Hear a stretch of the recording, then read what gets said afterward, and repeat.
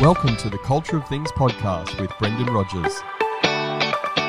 This is a podcast where we talk all things culture, leadership and teamwork across business and sport.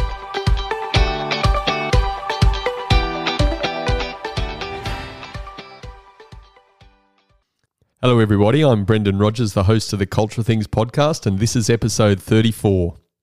Today I'm talking with a friend of mine, Alex Carver. Alex is a physiotherapist by trade and has worked his way up to now be the managing director of Medi Australia. Medi is one of the world's leading manufacturers of medical aids, with around 3,000 employees worldwide and 25 international branches. Medi has 2 production facilities in Germany and the USA and exports to more than 90 countries worldwide. Before taking on the managing director role at Medi Australia, he spent much of his time in head sales roles across medical, sports and racing and recruitment industries. Alex is a POM who immigrated to Australia 13 years ago. This, along with the fact he is a Tottenham Hotspurs supporter, is proof that we don't discriminate on the Culture of Things podcast. We allow almost anyone a chance to share their incredible story with an emphasis on culture, leadership and teamwork. With this in mind, the focus of our conversation today is the challenge of transforming your office culture. Alex, welcome to the Culture of Things podcast. Thank you, Brendan. Pleasure to be here. Mate, so glad you could make it to the recording studio after a big day in the office. How about, first of all, you just tell us a little bit about Medi Australia and your role as managing director? Here in Australia, I'm the director locally. So I report back to Germany and the board of directors over there. Locally here, we distribute nationwide from our warehouse and offices that are located in Sydney.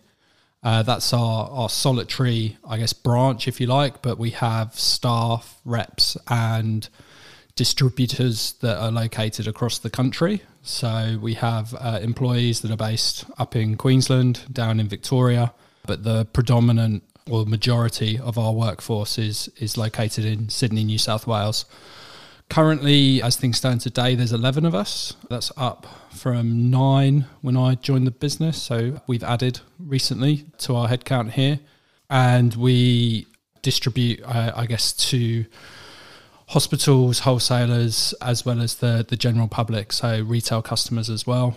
Like you mentioned, the majority of our products are medical devices, so registered with the Therapeutic Goods Administration locally in Australia, and they treat a wide variety of conditions. So we deal with chronic edema or lymphedema, as it's known, which can either be primary or secondary, so often as a result of cancer or cancer-related treatment.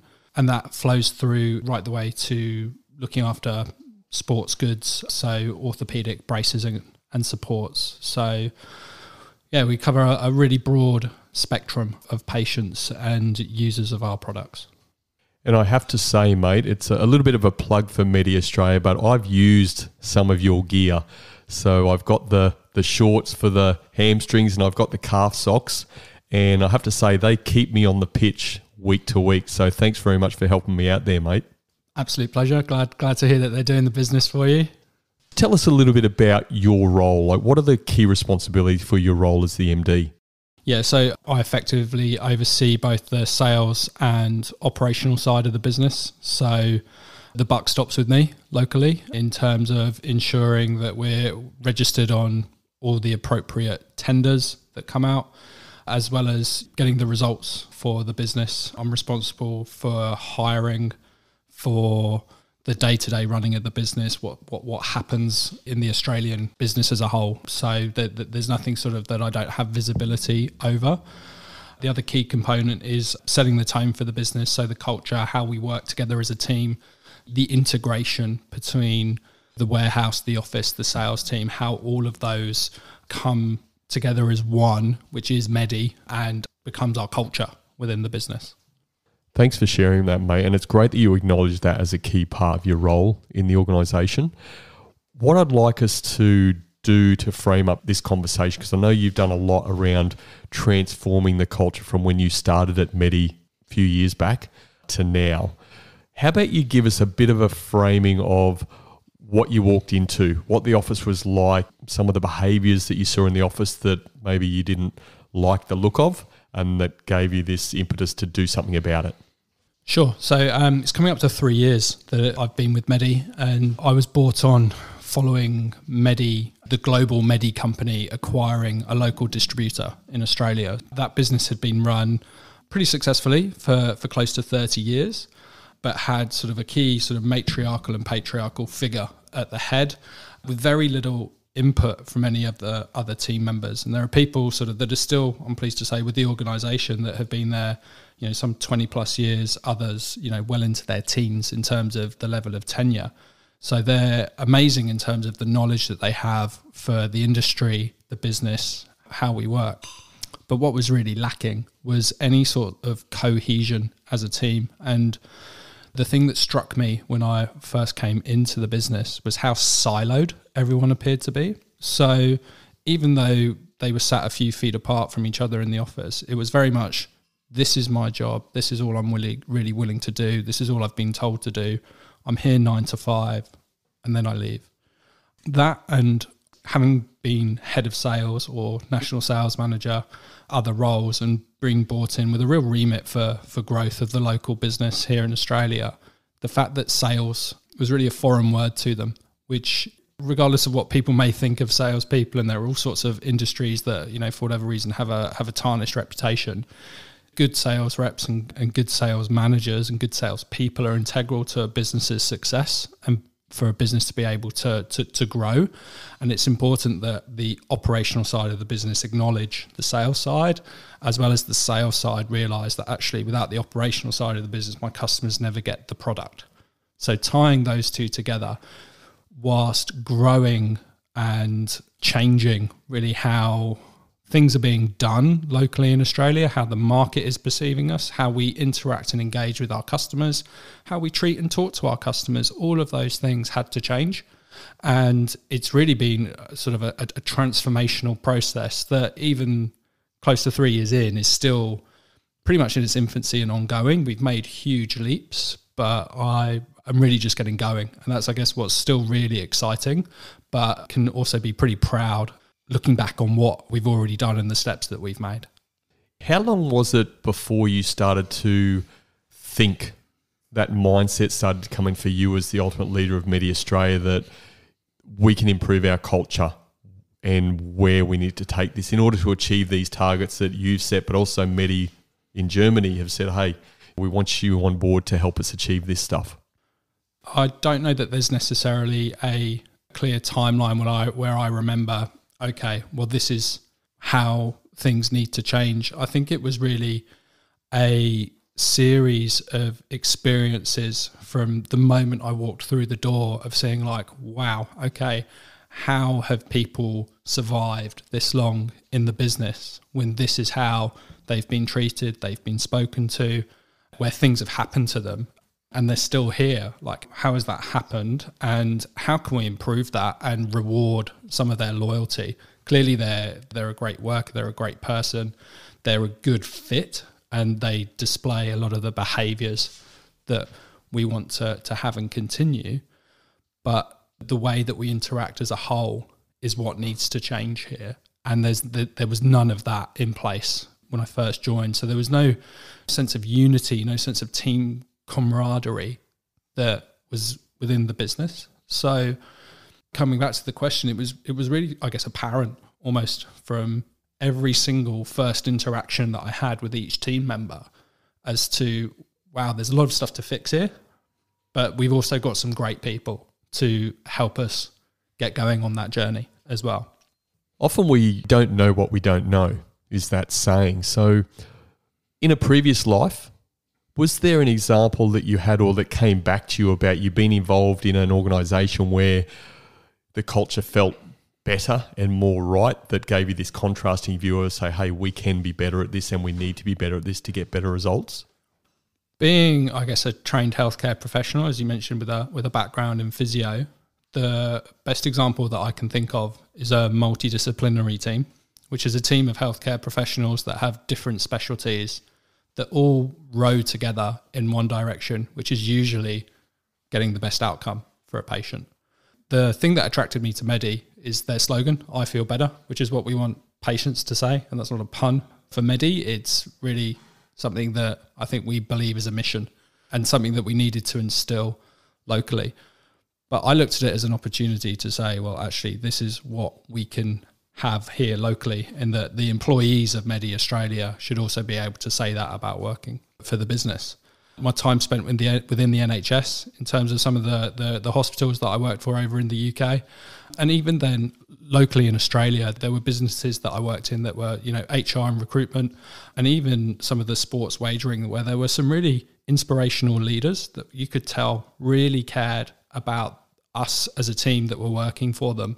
And I guess it's that nurturing aspect that made me willing to take on the challenge of actually going, well, hang on, I'm here to lead these people in a role that they've chosen to come and work at Medi. I should be really grateful for the fact that these people have chosen to spend their lives working here with us as a business. So how can we make this enriching and beneficial for them?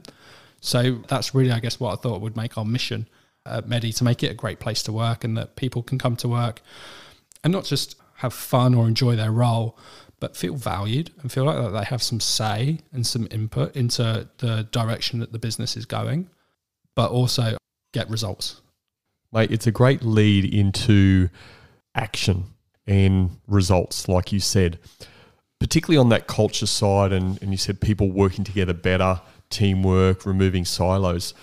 What are some of the things that you've done to start this transformation of your culture?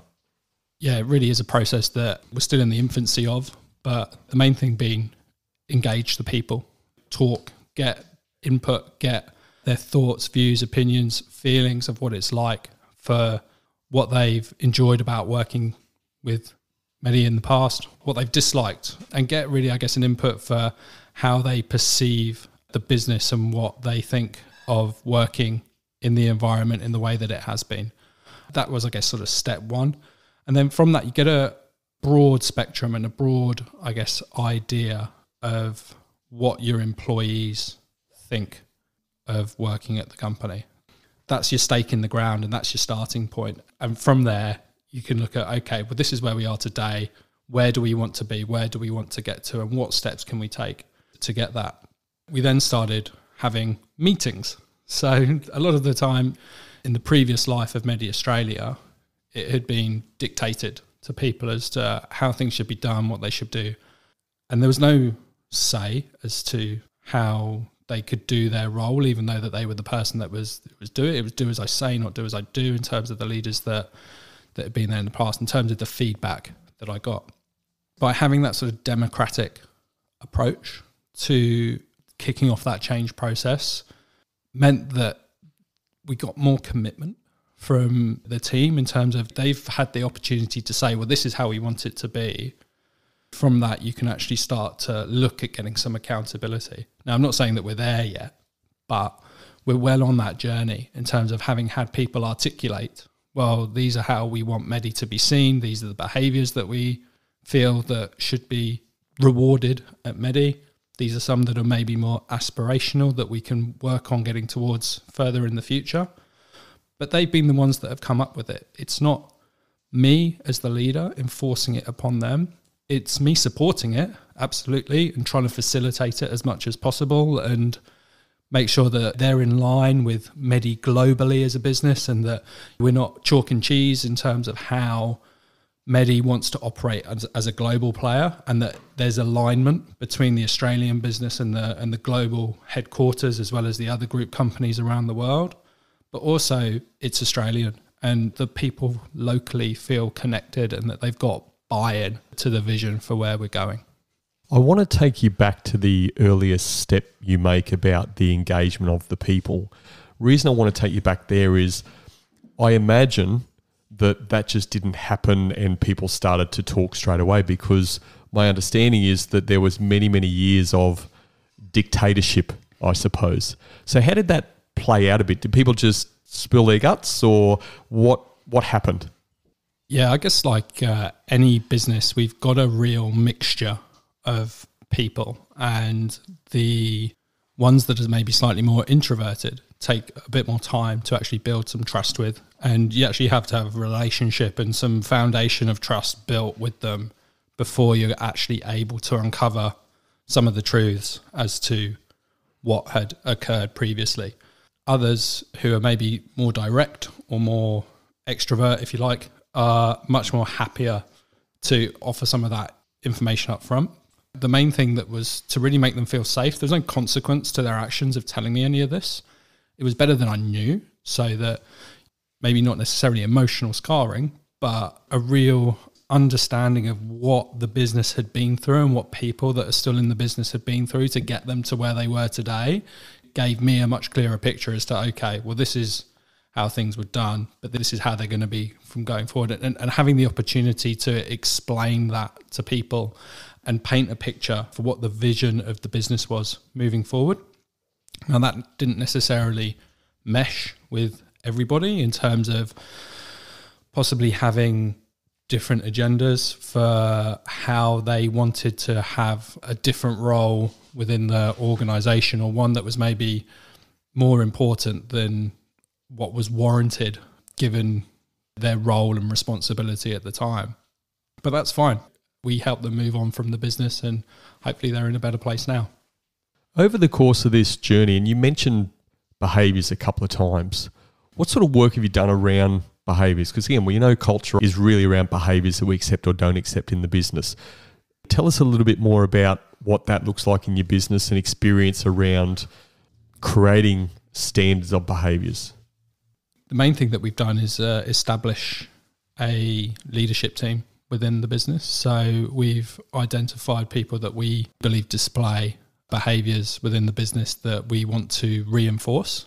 But then we've really worked hard on being able to articulate the culture that we want to have within the business. So having a clear statement as to what our purpose is as Medi Australia, and then how we behave in order to deliver on that. Being actually able to stand there and clearly say, these are the behaviours that we do not accept anything other than. These are behaviours that we wish to aspire to, where maybe we're not perfect on them today as we are, but we know if we achieve our goals and if we develop as a team, then these are our aspirational ones that we hope to be in the not too distant future. It then becomes a case of accountability. So asking the team or the members of the business that aren't necessarily part of that leadership team to hold us as leaders accountable to those behaviours, where we have, say, customer first as a behaviour that we're uncompromising on. If at any point you, hopefully you don't, but you witness a member of the leadership team saying anything or doing an action that you could sort of say, well, that's not necessarily putting the customer first in that instance, should be, hey, Alex, you're not behaving in a manner that's befitting of putting the customer first.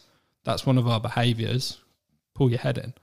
But having the trust and wherewithal as a team to actually hold each other to account is something that we've had to really work hard on and really sort of say, look, guys, you're going to get to a point of where there'll be conflict. There's a line, it doesn't become a personal attack. I'm not calling you a bad person because you've said something that isn't putting the customer first. I'm just saying that we as a business or we as a company have that as a behaviour that we don't compromise on. And I don't think that is appropriate for you to say about that customer or whatever it may be in that scenario.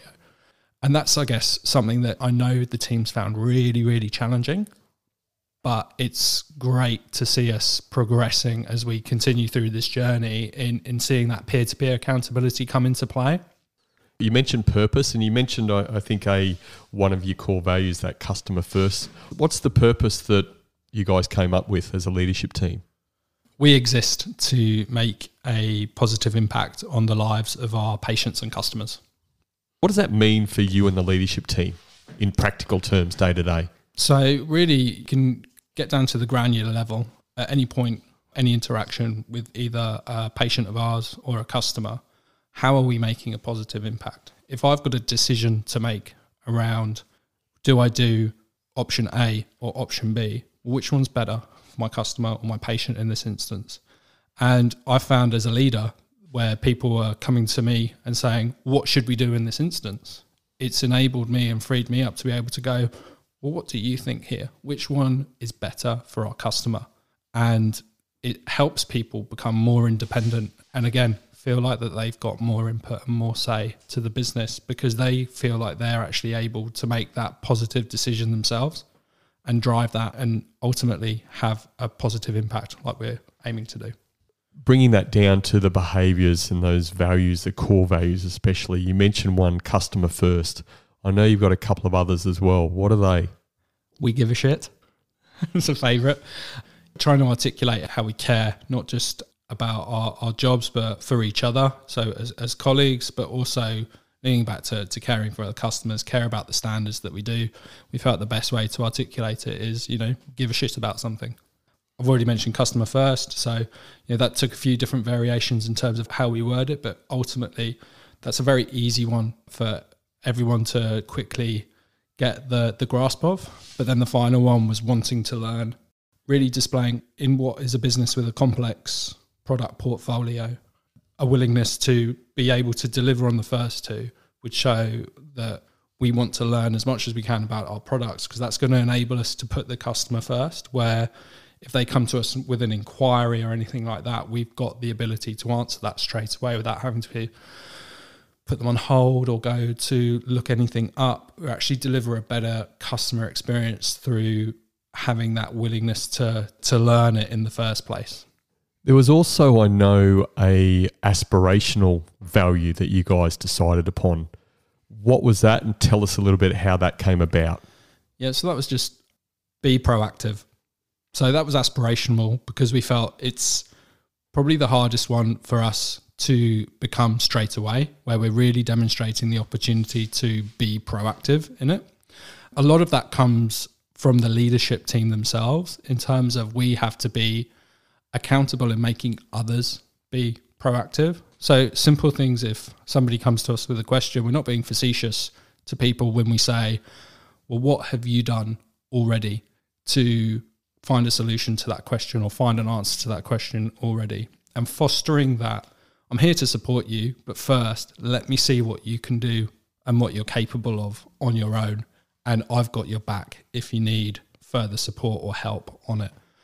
I think by having that as an aspirational value, we're still able to offer that support, help, and give the answer if it's really needed, but ensuring that it's there as a behaviour that people get into the mindset of, well, I can actually do this. I'm going to show that I want to learn it. I'm going to put the customer first and that I give a shit, by doing all of those things first before I'm then like, Alex or whoever else in the leadership team, can I please now have some help?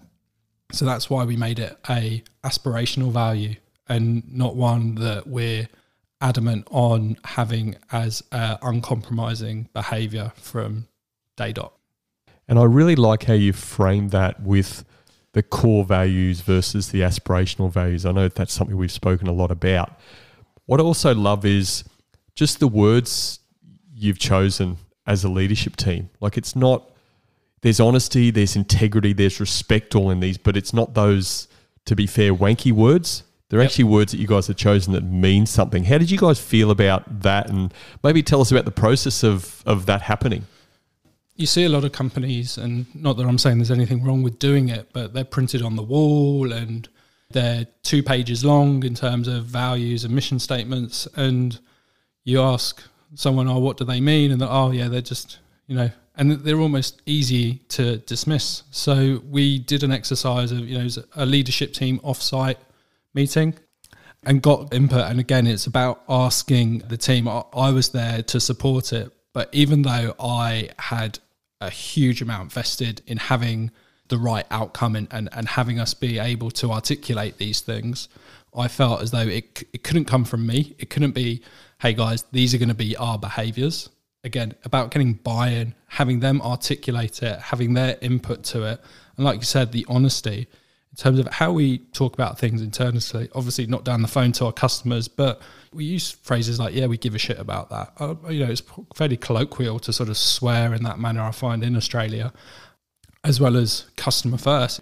That could mean a lot. And we actually went through the exercise of listing all the behaviours that we felt were positive or that we felt were negative, grouping them as it were, and then coming up with banners so that we're actually able to have 3 core behaviours, but they're actually quite broad and encompassing of things. So we're not pigeonholing ourselves into one sort of behaviour just through 1 or 2 words. It's actually broad but overall positive in terms of the nature of the words and the phrases that we've used. So that's how we got there. It was a really good experience. And we are going to get into the role that you've played as the ultimate leader in the organisation really soon. But what I want to ask you around this process as well, we've talked a bit about, I guess, what people call the soft stuff, the behaviours and those things. That soft stuff is often the hard stuff to do. But how does this fit in with your strategy as far as the smart side of the business and actually getting results as a team?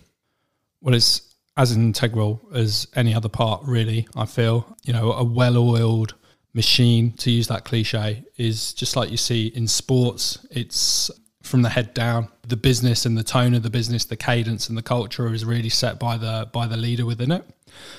I'm by no means perfect, but I feel that by showing a willingness or a wantingness to learn and walk the walk in terms of the behaviours that we've been able to articulate, that then cascades down to the other members of the team, and realising that these aren't things that we're willing to necessarily compromise on. As I've already said, we've got some really, really great people within the business. We're all learning as we go. So it's a willingness to understand that too, in terms of how this is new for everybody, in terms of where the business was before and where we're going, and it fits in, and we're starting to see it in the sales results, in terms of there's nothing that we've radically changed there, but just the level of buy-in, and I think the levels of communication, they're better than they've been previously. They're still not perfect. They can, things can always be better, but we've come a long, long way from where we were 3 years ago. Let's go into your role in this whole process. Like, what do you see as your role in leading the culture for Medi Australia? To try and articulate it as simply as possible, my role or my job is ultimately to deliver results for the business. But I guess we do that through getting the best out of the team that we have. So that's each individual optimized in terms of their level of performance and their role within the team, and having that teamwork in, I guess, as best harmony as possible. Really, that's what I see my role is, generating and creating a high performing team. Obviously, that's made up of individuals. There's no 2 people that are the same, but it's about how we can bring them all together to pull in the same direction. I don't often ask questions that are not open-ended questions, but I'm going to ask you this. As the leader in the organisation, your experience, can you delegate culture? I'd say no. Culture, in my opinion, is a set of behaviours that define a team, organisation, family, whatever it may be. Asking somebody else to deliver on those things that you sit outside of in terms of having it delegated, I don't think works. You've mentioned the word perfect a couple of times, and you've mentioned in the fact that we're not perfect and we're far from perfect, but we're making progress. In this whole transformation of culture, where have you not been perfect? I can think of several things, in terms of levels of communication at times. I think, it's easy where I get wrapped up as sort of quite a blue sky thinker in terms of people can read my mind. Everybody knows the vision that I have and the way that I want this to go, and how are they not all thinking like me? And I've just forgotten to tell them that that's what I'm thinking, and made that sin of assumption, I guess, in terms of what I believe people to know, but they have no way of knowing it because I have not told it. So, that's just one example that springs immediately to mind. The willingness to stick at having difficult and challenging conversations, and realise, or I guess take courage in doing what's important and not what is urgent at times. So actually say, whilst we've just articulated behaviours in terms of customer first, etc., well, goes above and beyond that in terms of a longer view is actually making sure that the people are on board to deliver on those and recognising or trying to recognise where behaviours don't align to those and nipping it in the bud. And I'm also interested to understand, how have you asked your team to keep yourself accountable in this whole process? I guess I'm always asking for feedback, whether it's as blatantly obvious as saying, hey, give me feedback, but just making sure that getting their input to ideas and how things change, not necessarily always as democratically as that, but making sure that they feel like they, if they want to, can have a say and have input. And I've quite literally asked them, keep me accountable on, particularly on the behaviours, and I guess put things in writing. So it's there as a document to refer back to, whether it's follow up on a task that I've said that I would do for one of the team, or whether it's a particular behaviour where, hey guys, if you see me doing this, you've got to pull me up on it because it's not what we're about anymore and not what we want to be doing here. And that can be as simple as spoon feeding people the answers to things when we're trying to have that aspirational value of being proactive, recognizing and I guess having an awareness of where my own downfalls and weaknesses are, asking for them in terms of feedback and trying to get feedback sessions booked in with people, just involving the team and trying to, I guess, make it a safe environment for people to do that and build that trust so that people feel like they can give valuable and honest feedback. There's a lot of water under the bridge, and you've shared some stuff today around the challenging moments. I said, but what do you see as the future challenges for yourself, this newly formed leadership team, and Medi Australia's culture moving forward? The challenge will be keeping the culture consistent as we continue to grow and add more and more people to the business, whether that's the next 12 months, 24 months, 5 years, whatever it may be, making sure that those hires and the people that we bring into the business align with our behaviours and values. It's always a risk in terms of people that you bring in, but we want to make sure that we've got tools in place to enable us to do that. And then the other challenge that I see is just ensuring that we don't lose sight of how far we've already come, but also how far we've still got to go, and that complacency can quickly creep in, and that, we're now having these meetings that are far better than what they were previously, but they still have a long way to go to become even more beneficial to the organisation in terms of what we get out of having them. Ironing out the creases in everybody, really, that, realising that nobody is ever the finished article, and that we need to have a culture of continuous improvement rather than one where I feel from the feedback that I've received was maybe more of punishing mistakes. Look at those mistakes more as opportunities to learn some more, and do so in demonstrating the behaviours that we've already spoken about. So having that wantingness to learn from not just your mistakes, but then be proactive to ensure that they don't happen again. So tying everything where possible back to those core values, but having that in a business that's 50, 100, 200 people, however big we may get in the future, it will be a challenge. But culture's a challenge in any organisation that's that size. I guess personally for me as well, I don't have a business background. I don't have a degree in business or anything like that. My qualifications are physio and healthcare.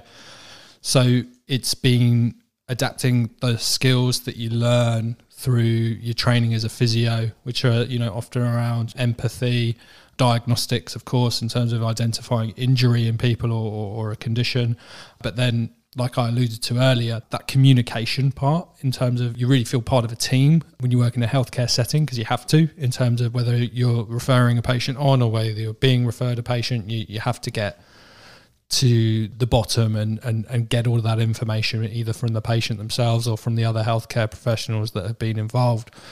So it's, I guess, realising in myself that even though I don't have this formal training, don't have an MBA or anything like that, it's been through my experience in the corporate world since I moved into industry that I've been able to draw on that and feed that into my experience as a leader, and use those tools that, people might not necessarily think of as tools that spring to mind immediately of being useful, but they're sort of part of the repertoire that you learn in other skills. I'm sure there's tons of other people out there that never thought that they would be leaders of companies or of corporations. They could have done a trade or anything else, yet they find themselves suddenly leading a business. You can realize you can do it without necessarily having a formal qualification to fall back on. It's really interesting to me, again, how you mention meetings. Meetings comes up a bit. We're a massive fan of good, efficient meetings and productive problem-solving meetings on the Culture Things podcast.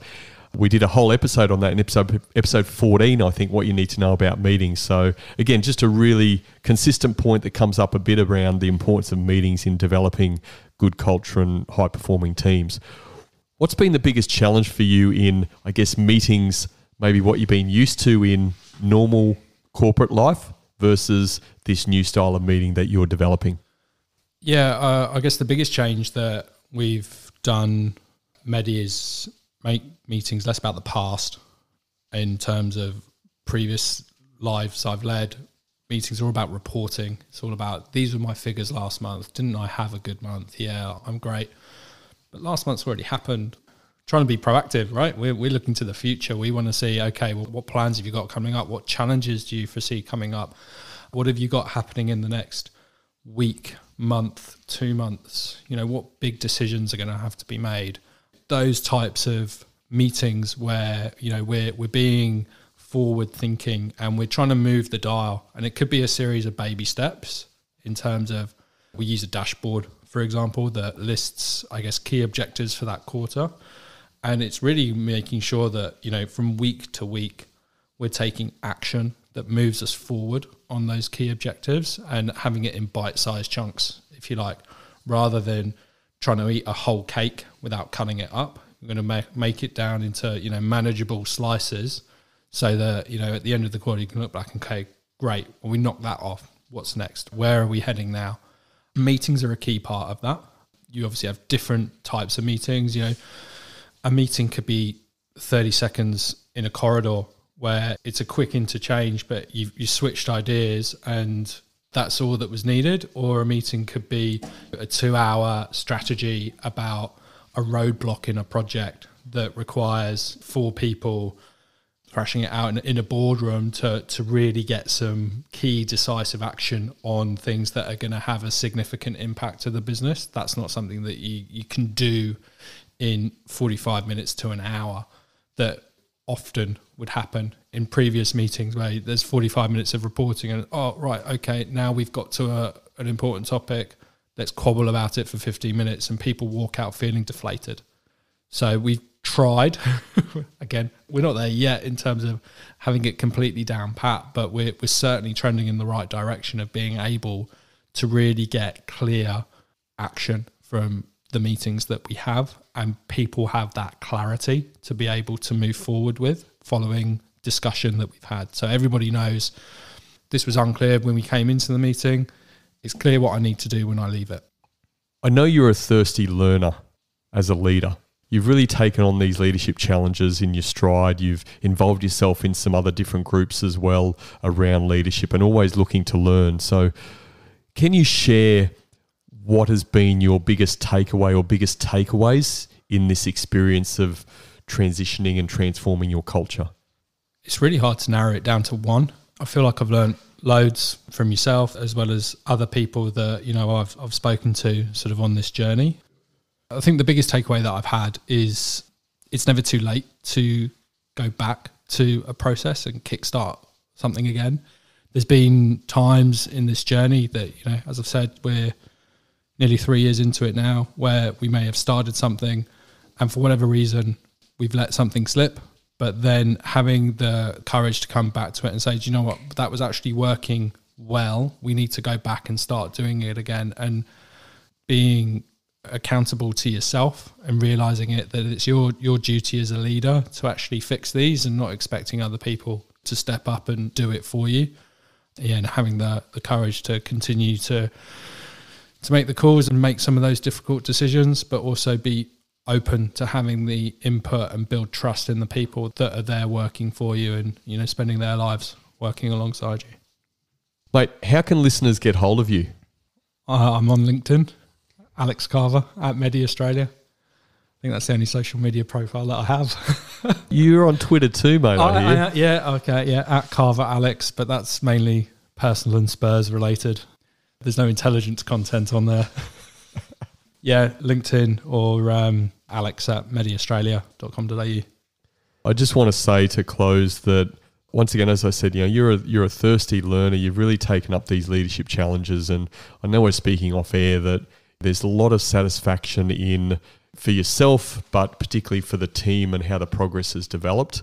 But it's bloody hard work, and we're saying that this is why a lot of leaders don't take up the challenge, because it's actually easier not to. It's easier to walk in the office and put your head in the sand. But mate, absolutely credit to you for taking on the challenge. Well done on what you're doing. I know you are really leading this Medi Australia team, and probably would be at some point starting to set the standard for Medi globally, to be honest, and I know you'll reach that point. So well done. Keep up the great work, and thanks for being a guest on the Culture Things podcast. Thank you, Brendan, and well done on creating this podcast. I think it's tremendous what you've done, and some of the people that you've had on and the views that they've shared. It's a top-notch show. So thank you for having me as part of it.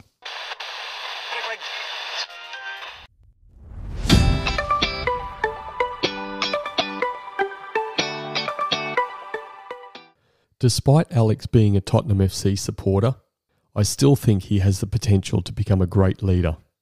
His choice of football teams may not be his smartest decision, but his care factor for people certainly is. It is of the highest quality. I remember like it was yesterday, standing in his office prior to his Christmas party and watching him deliver a poem to his team, which he had written about every member of his team and what they contributed to Medi Australia. Any leader who takes the time to prepare and deliver something like that really cares. If people know you really care, the foundation of leadership is set. These were my 3 key takeaways from my conversation with Alex. My first key takeaway: the culture is set by the ultimate leader. This is something that can never be delegated. What can set the tone for building a great culture? The leader showing vulnerability. If the leader shows vulnerability, their team will. If the leader doesn't show vulnerability, their team won't. The leader sets the tone for culture. As a leader, if the culture isn't how you want it to be, look at yourself, show vulnerability by seeking feedback, and take action on changing yourself. My second key takeaway: leaders are thirsty learners. As Alex said, nobody is ever the finished article. Leaders believe this more than anyone, and they take action on it every day. They have a relentless drive for continuous improvement. Even when they and their team are going well, they are always challenging themselves and their team to be better. This insatiable appetite for learning is a hallmark of great leaders. My third key takeaway: leaders build cohesive teams. The best leaders understand the power of teamwork. They have a consistent approach of bringing the team together, agreeing a common purpose, gaining clarity and commitment to performance goals, and keeping each other mutually accountable to achieving their goals. Because they understand this, they spend less time on operational matters and more time with their people. All this ultimately leads to building a cohesive team. So in summary, my 3 key takeaways were: the culture is set by the ultimate leader. Leaders are thirsty learners. And leaders build cohesive teams. If you have any questions or feedback about this episode, please feel free to send me a message at brendan@brendanrogers.com.au. Thank you for listening. Stay safe. Until next time. Thank you for listening to the Culture of Things podcast with Brendan Rogers. Please visit brendanrogers.com.au to access the show notes.